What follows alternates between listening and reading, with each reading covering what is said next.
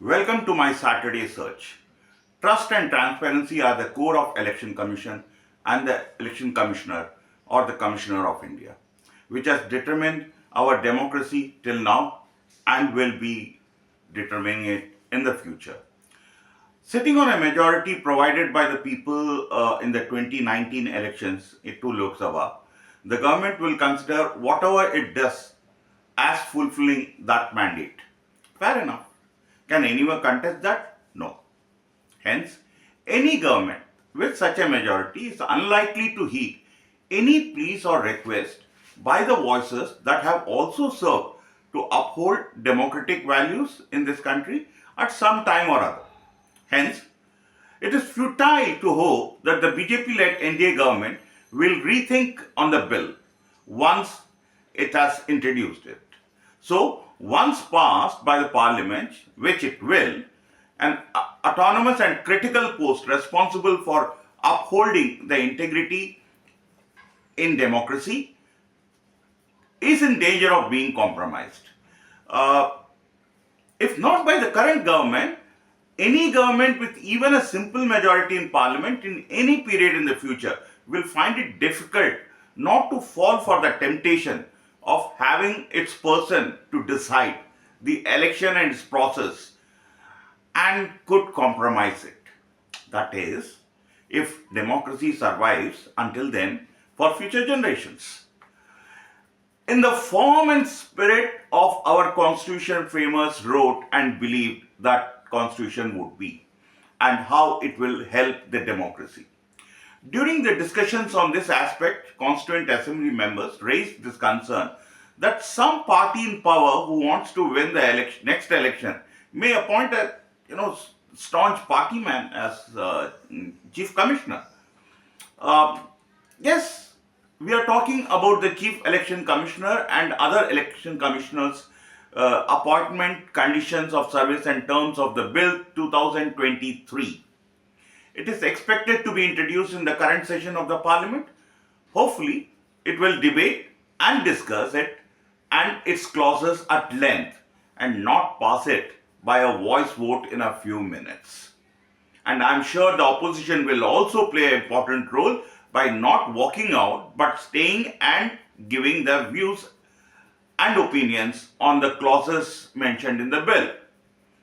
If a debate happens, which I hope should, the role of every responsible citizen is to circulate that debate to reach every Indian. In a democracy, every voter is believed to make an informed decision when voting, at least believed. So they must know what their elected representatives spoke about defending or opposing this crucial bill. Do not worry.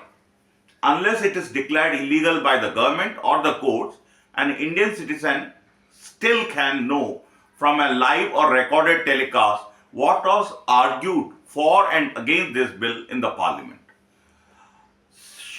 Sure, some will dare to edit such recordings to fit their arguments or tailor it according to that. Don't lose heart. We at the Naagrik believe that you, as a responsible citizen, have a responsibility to circulate that whole debate. So please do. Record your MP who participates in the discussion of this critical bill and circulate it in the constituency. If you can explain why you think it is right or wrong, say or write along with it. It will certainly help our democracy. True, it is not a new debate. Earlier governments too had tried to dilute the basic structure of democracy and the institutions that are responsible for upholding the democracy in our country. The Honorable Supreme Court of India has intervened in almost every misadventure by individuals and governments and interpreted the Constitution to pass a judgment. So, to circumvent the Supreme Court's observation, judgment, and the spirit of the court's order, the Parliament has found ways through legislative methods. And mind you, all the parties in power and leaders of all hues have done that. So has the current government. But two wrongs do not make one right, correct? If we are to believe that, All parties forget easily that the power to decide about democracy has been given by the people to a few representatives who are in a mathematical majority to save and uphold democracy and its values. I will not argue that elections in India are fair or unfair. It is a futile debate, since everyone has made an opinion regardless of whether they express it or not, both in public or through their vote.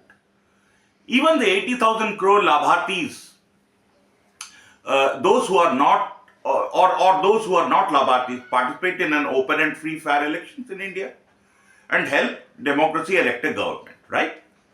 So it is the duty and responsibility of the Labhartis and non-Labhartis under the constitution. It is their duty. So technically, they are not obliged to thank the government, are they? No.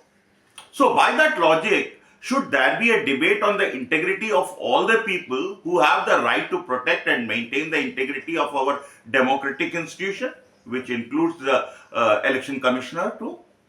Should there be a debate on who elects the election commissioner of India? Well, such a decision can be made, I personally feel, through a national referendum because it's an important debate. It requires a large public debate and not a decision by a mathematical majority.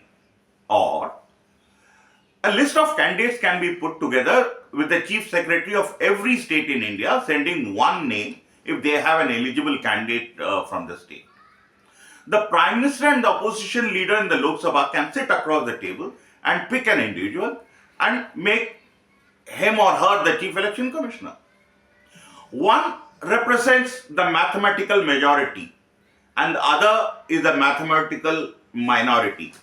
Together, they are one nation. Friends, thank you for watching. Hope you will subscribe and comment. Have a nice day. Bye-bye.